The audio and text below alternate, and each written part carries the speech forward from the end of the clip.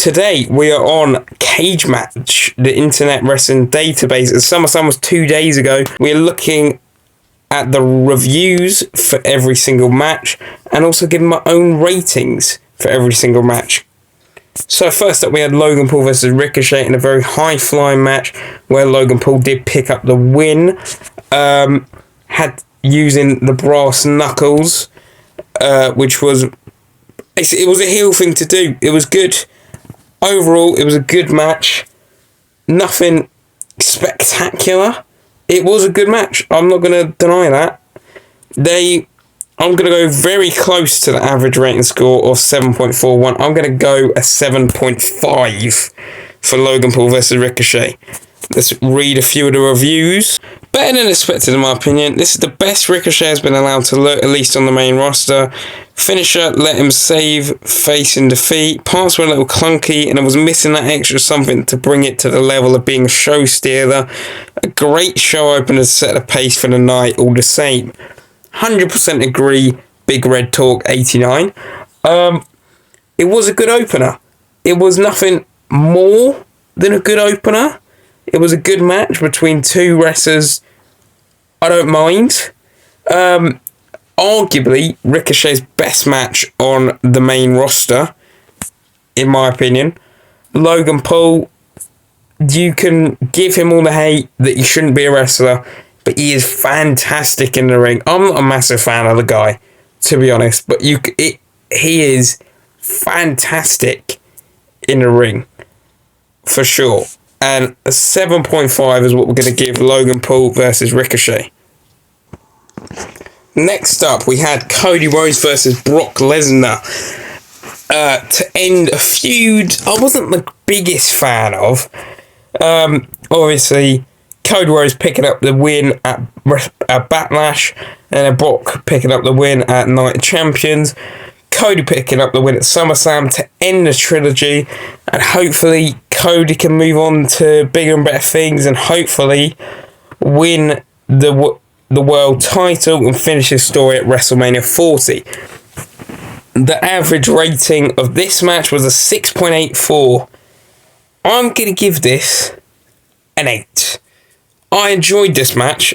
It was a very good match, and for Brock Lesnar to lift Cody's arm up and put him over, not a lot of people, I don't think he's done that to anybody, and that's showing something. And it was one of Brock's best matches in the past few years, to be honest. This felt a bit laboured under the beatdown and comeback approach. I was okay with that, like Brock, Cody getting beat up, thrown out the ring, and him getting back in the ring to beat the count constantly for like 5 times, getting ever closer to getting counted out but never got counted out. I wasn't a big fan of that. That's something you really do once or twice. Repeated count out near misses dragged on a bit. That said, the match was set up for the purpose of building Cody Rhodes up as the never say die babyface who fought back from underneath to tame the beast, even winning his respect in the process. It achieved that purpose, and it gave a clean, definitive outcome, and should set Rhodes up to be an even bigger deal. Fantastic review. 100% agree. This person gave it a 7. I've given it an 8. So we're not too dissimilar. 100% agree with that. So next up, after the Cody Rhodes defeating Brock Lesnar, we had at the SummerSlam Battle Royal, which people did give a 6.1. I'm a massive fan of Battle Royals, and the closest thing to a Battle Royal, Royal Rumble, is my favourite pay-per-view, like a lot of people. I enjoyed this Battle Royal. I thought it was really good. The right man won, LA Knight, hopefully starting his push now to winning a world title, winning a mid-card title. Something there after not winning Money in the Bank and not getting the US title shot. Hopefully he builds onto something now, and this isn't just a a consolation prize to appease the fans. He had the biggest crowd reaction of the night, arguably, in a Battle Royal. And I'm a massive fan of Battle Royals. I'm actually going to give this a 9 out of 10. I know the people have given it a 6.1. I'm giving it a 9 out of 10. I'm a massive fan of Battle Royals. I'll be perfectly honest. This did what a Battle Royal should. Gave a pathway for a returning Omos, who did fantastic. The right guy came out on top, and the match didn't overstay his welcome. Yeah, it wasn't too long. It was like a 10-11 minutes. It wasn't that bad. Momentum started for LA Knight, not a one-off. I agree with that. Let's just scroll down. I thought this was a very good Battle Royal. I'm not a super big LA Knight fan, but I do like his in-ring work and promos a lot. There's a lot of promise on what will come from LA Knight after this match. Overall, I thought this was a more than satisfying Battle Royal, but that's to be expected with the talent in the ring. Okay, I agree with those reviews that I just read, but I'm a massive fan of Battle Royals, so I've given it a 9 out of 10. Because the right man got the win, and I think they should kick on here and do something with LA Knight. Next up, the worst match of the night, Shayna Baszler versus Ronda Rousey in an MMA rules match. They've given it an average rating of 3.1. I'm giving it a 2. It was absolutely shocking. Trying to do an MMA rules match, scripted, because wrestling is scripted, trying to make it look like a real MMA match didn't really happen. The worst and most awful match I've witnessed in all of my years watching the WWE product, and that's a lot to say. If you ever watch at least one UFC fight, you'll notice that everything they did here was just a senseless for MMA rules match. For example, are you telling me that you'll knock down your opponent and just simply walk to your corner and wait until she gets up again? Come on, this is disappointing. I can't believe we didn't get Becky versus Trish just because they preferred to give us this shit. 100% Becky Lynch versus Trish Stratus should have been instead of this. I would have much preferred that because I'm a big fan of Becky Lynch and Trish Stratus. I think they were fantastic and Night of Champions, and given a longer match, they could have done wonders. But instead, we got an MMA rules match that lasted 7 minutes that I don't think anyone enjoyed. The crowd didn't enjoy it. It was awful. 2 out of 10. And then from one terrible match to one of the best matches of the night, we have Gunther versus Drew McIntyre for the Intercontinental title. Gunther did retain and prolong his Intercontinental title reign. I think he will now beat the record for the Honky Tonk Man, which is absolutely fantastic. The average rating was an 8.2. I'm going to give this a 9. I was really looking forward to the return of Drew McIntyre. It was expected he would face Gunther. In general, the match left quite pleasant impressions. Personal expectations were too high. Previous matches on the show had already spoiled impressions of the show. It was not possible to get a lot of pleasure from watching the match. Gunther is still good and strong. I'm waiting for a record and a worthy transfer to the title of a new owner.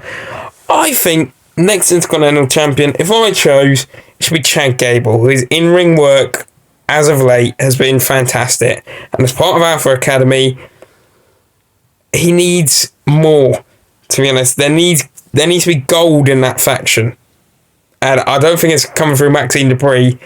And unless Sammy and Kevin are going to lose the tag titles to another face tag team, which is not going to happen, Chad Gable needs to get gold. And I think the Intercontinental title, in a few months, I would give it to Chad Gable. But yeah, I think this match was 9 out of 10. Could have done with a bit longer time than 13 minutes. Given 20 minutes, this will not be an 8 out of 10. This will be 9.5 out of 10 on average. Then we had the World Heavyweight title match. Seth Rollins defeating Finn Balor. I loved it. It was a great match. In my opinion, the greatest match of the night. I'm giving it a 9.5. I wouldn't have minded if Seth or Finn won this. I'm big fans of both of them. Kind of slightly more glad Seth retained, because so he can have a longer title reign, which is good. Let's see some of the reviews. This person put a 10 out of 10, which I gave it a 9.5, which is very close to a 10 out of 10. Match of the night. The storytelling here was fantastic. Judgment Day slowly falling apart. Great action, a lot of callbacks to their SummerSlam match 7 years ago. Good in-ring psychology, and honestly, great near falls. If it wasn't for Seth no-selling the arm, would have been 5 stars. I'd agree with that. It was a fantastic match. My match of the night. It was great. And I'm happy Seth retained. And the way Seth won was fantastic. Finn Balor reaching for the Money in the Bank briefcase to whack Seth around it. Seth giving Finn the stomp on top of the briefcase, kicking the briefcase out of the ring. 1, 2, 3. And still your World Heavyweight Champion, Seth Rollins. Then we had the women's triple threat match. Bianca Belair, Asuka and Charlotte Flair. Bianca Belair picking up the win. She got the pin off on Asuka whilst in the figure 8 leg lock. That is impressive. I don't think we see that again. It was a decent match, a 7.5, even including Io Sky's cash in on Bianca Belair to about 1 minute. So I thought it was decent, to be honest. They gave it a 6.73. I'd give it a 7.5. Let's see what this said. Alright match for a triple threat. Have to add marks for doing something different to the usual trope of having the heel hide out only to come back and steal the win after the other two have to beat the snot out of each other. They tried some cool spots. Some things didn't come off, but that's okay. The selling of the knee injury by Bianca was very believable. I'd agree to that. And built up the fight back run, in which led to a nice surprise finish. The Io Sky cash in was not unexpected, but still a nice punctuation mark. I'd agree with that. And finally, we have Roman Reigns versus Jey Uso, where Roman Reigns defeated Jey Uso and continued his 1,000 day plus title reign in a tribal combat match. Obviously, the rating has been absolutely tarnished because of the ending. But if we take out the ending where Jimmy Uso betrayed Jey Uso, which was a bit unexpected, and I'm going to need a good reason into why. Because Jey was fighting for Jimmy because he was injured and in the hospital, apparently. If we look at the match as a whole, I'm giving this a 9 out of 10. It was a fantastic match. The average rating has been absolutely tarnished because of the poor ending, but it was a 9 out of 10. Loved the use of the kendo stick. The array of chairs that Jey threw into the ring was a good idea. Jay's head being whacked onto the steel steps was a bit gory. Roman's elbow was bleeding, which you don't really see blood in WWE matches. It's more common in AEW, but you don't see it. And I thought it was a great match, a 9 out of 10. Let's see some of the reviews, because I already know this is going to be horror. I think we have to remember that we're not rating the booking, but the match itself. Where the booking is one of many factors that go into evaluating a match. This was a strong match with a weak finish. 100% agree. I think Jey could have gotten a bit more shine instead of just being pulverised by Roman for most of the match. Otherwise, it was quite a good match with a lacklustre ending. Agreed. To call it tribal combat, it needed a few more things. Oh, I forgot about the leather strap. That was fantastic. Jey whacking Roman with the leather strap was great.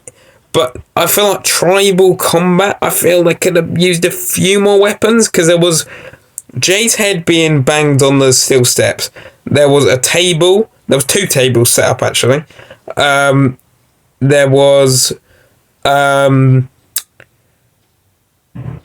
was the array of chairs.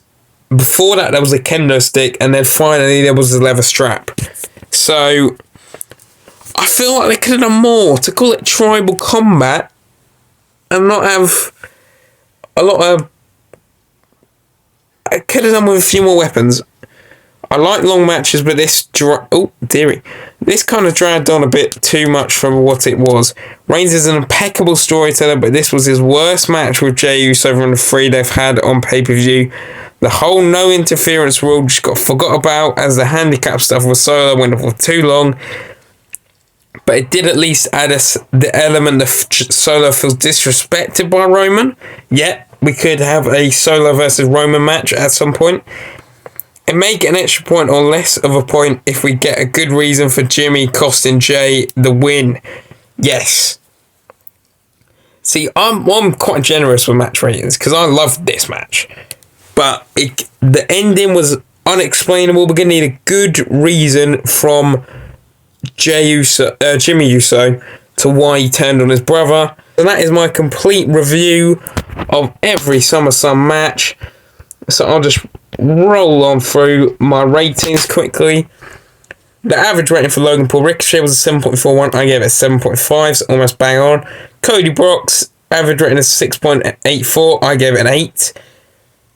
SummerSlam Battle Royal, average rating of a 6.1. I gave it a 9 because I'm just a massive fan of Battle Royals. Shane and Ronda, average rating of a 3.1. I gave it a 2. Gunther Drew, average rating of an 8. I'd give it a 9. Seth Finn, average rating of an 8.29. I give it a 9.5. The women's triple threat, average rating of a 6.73. I give it a 7.5. And Roman Reigns defeating Jey Uso, a 4.7 of an average rating. I give it a 9. That's going to be the end of the video, guys. It's a long video, but I hope you did enjoy. I will try and do more wrestling content soon because I haven't done a lot of it on this channel, and Premier League predictions will be coming out very, very soon because the season is less than a week away. So bye, guys.